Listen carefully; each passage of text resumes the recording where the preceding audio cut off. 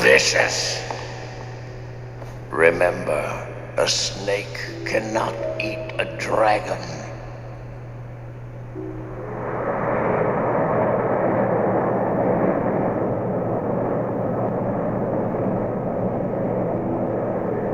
I'll be fine by myself. I'm going with you. Then be aware, if you want to survive, you'll have to betray me at times. No, never. That would go against the will of Van. Such old-fashioned thinking makes me nauseous. Those damn corpses. I will protect you for the honor of the Red Dragon. Honor, huh? Well then, it's up to me to sever them all.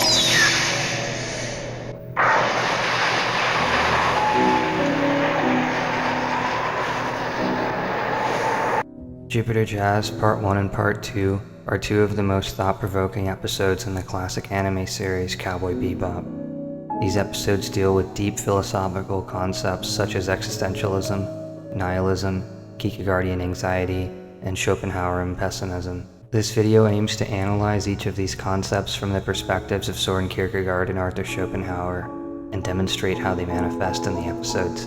This is the Marxist Review.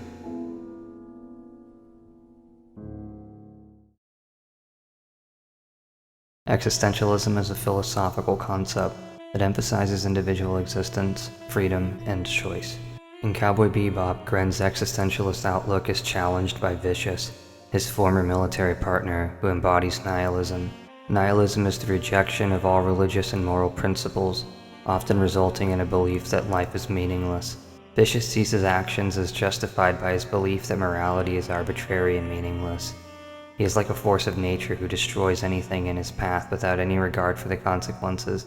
Vicious represents a worldview in which life has no inherent meaning, and suffering and death are unavoidable. Kierkegaardian anxiety is another concept portrayed in these episodes.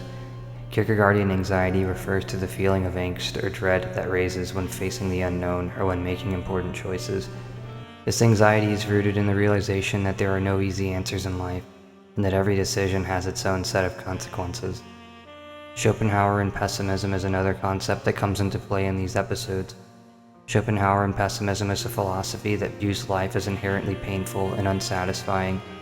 In Jupiter Jazz, Gren's arc and ultimate acceptance of his death embodies Schopenhauerian pessimism.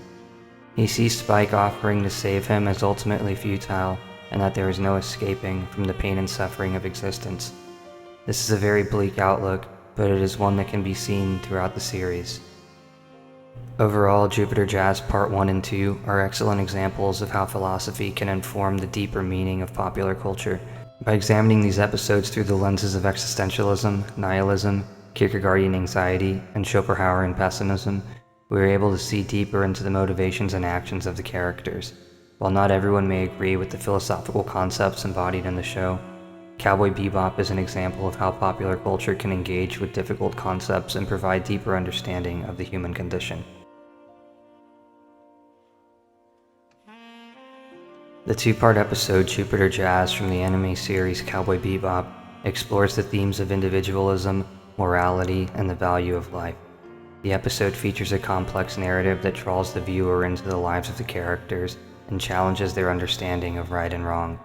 In this essay, I'll analyze the episode from the standpoint of Immanuel Kant's moral philosophy, specifically his deontological ethical theory. Kant's deontological theory is centered on the idea of universal moral principles that are absolute and non-negotiable.